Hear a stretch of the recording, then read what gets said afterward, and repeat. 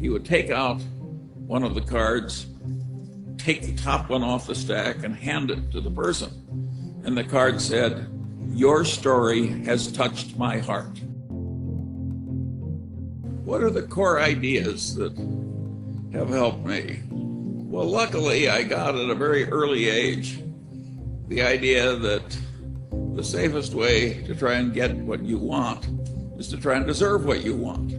It's such a simple idea. It's the golden rule, so to speak. You want to deliver to the world what you would buy if you were on the other end. There is no ethos. Wisdom acquisition was a moral duty. It's not something you do just to advance in life.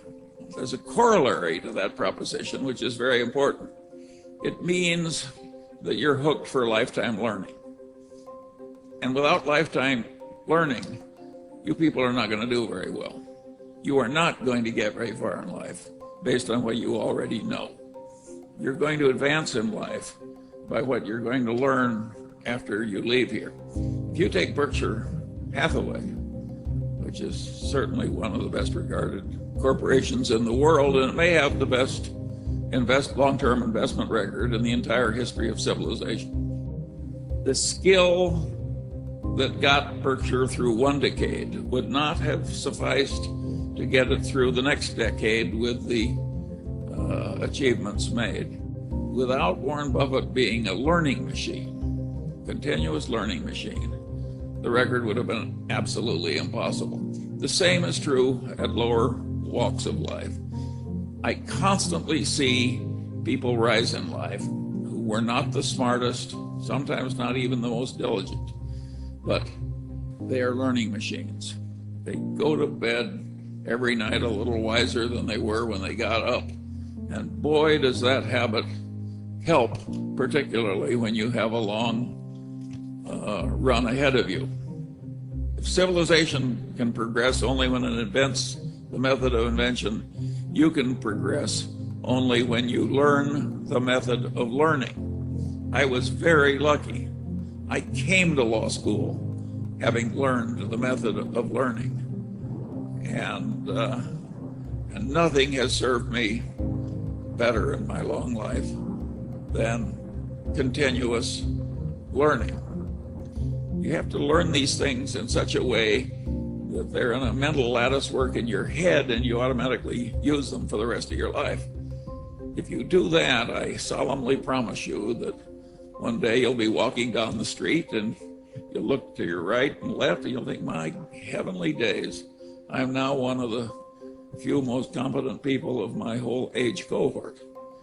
Generally speaking, envy, resentment, revenge, and self-pity are disastrous modes of thoughts.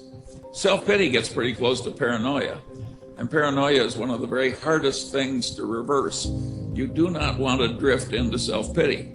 I have a friend who carried a big stack of Lenin cards, about this thick, and when somebody would make a comment that reflected self-pity, he would take out one of the cards, take the top one off the stack, and hand it to the person.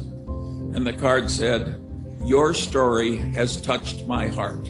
Never have I heard of anyone with as many misfortunes as you." Well, you can say that's waggery, but I suggest that every time you find you're drifting into self-pity, and I don't care what the cause, your child can be dying of cancer, self-pity is not going to improve the situation. Just give yourself one of those cards. Life will have terrible blows in it, horrible blows, unfair blows. Doesn't matter. And some people recover and others don't. And there I think the attitude of Epictetus is the best. He thought that every mischance in life was an opportunity to behave well. Every mischance in life was an opportunity to learn something. And that your duty was not to be submerged in self-pity, but to utilize the terrible blow in a constructive fashion.